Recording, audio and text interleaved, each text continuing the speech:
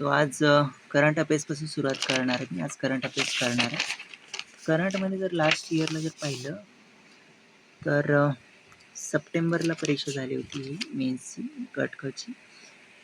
तर ग्लास ब्रिजचं उद्घाटन तामिळनाडूला ते विचारलं होतं, म्हणजे उद्घाटन वगैरे असं विचारतात.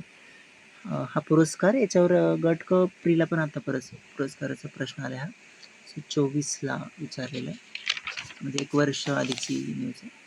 सो दिवसावर पण प्रश्न आजकाल राहतो. हा थोडासा रॅन्डम प्रश्न आहे विक्टोरियावाला.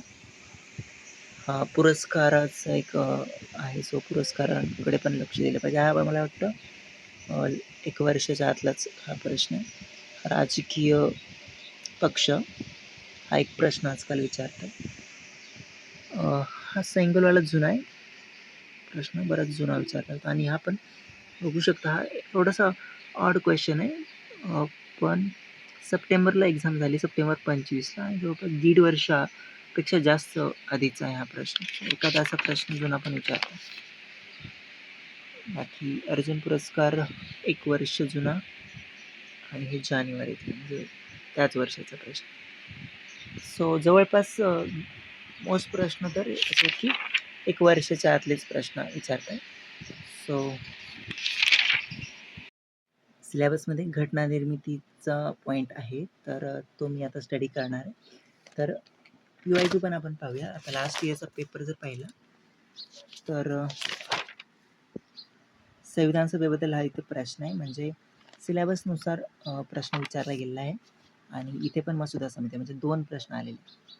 सो त्यामुळं घटना निर्मिती हे जो सिलेबसमध्ये दिला पॉईंट, तर आपण ते आता करूया.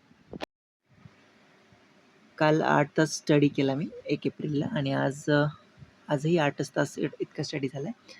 काल मराठीचा अभ्यास केला मी पूर्ण दिवस, आणि आज GS2 म्हणजे पेपर 2चा मी अभ्यास केला आहे, म्हणजे GSचा.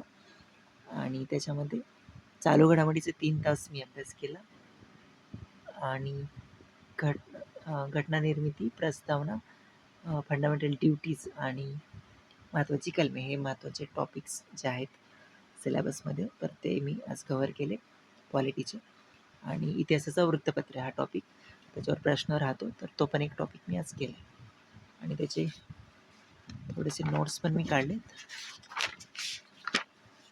सो जे पण थोडंसं नवीन वाटले मला गोष्टी, आणि थोडंसं विसरू शकतात, तर त्या मी या नोट्समध्ये घेतल्यात. सो मूलभूत कर्तव्य आणि हे घटना निर्मितीबद्दल आणि प्रस्तावनेबद्दल थोडेसे नोट्स काढले, आणि महत्त्वाचे कलमांची प्रॅक्टिस केली. सो आज एवढा स्टडी झाला आहे. सो ओव्हरऑल 2 दिवसात म्हणून 16 तास स्टडी झाला आहे. सो उद्याच्याला ॲटलीस्ट 8 तास तर माझं टार्गेट आहे. सो आणि जास्तीत जास्त जर झाला तर चांगलंच आहे. सो कमीत कमी 8 तासच माझं टार्गेट असणार आहे.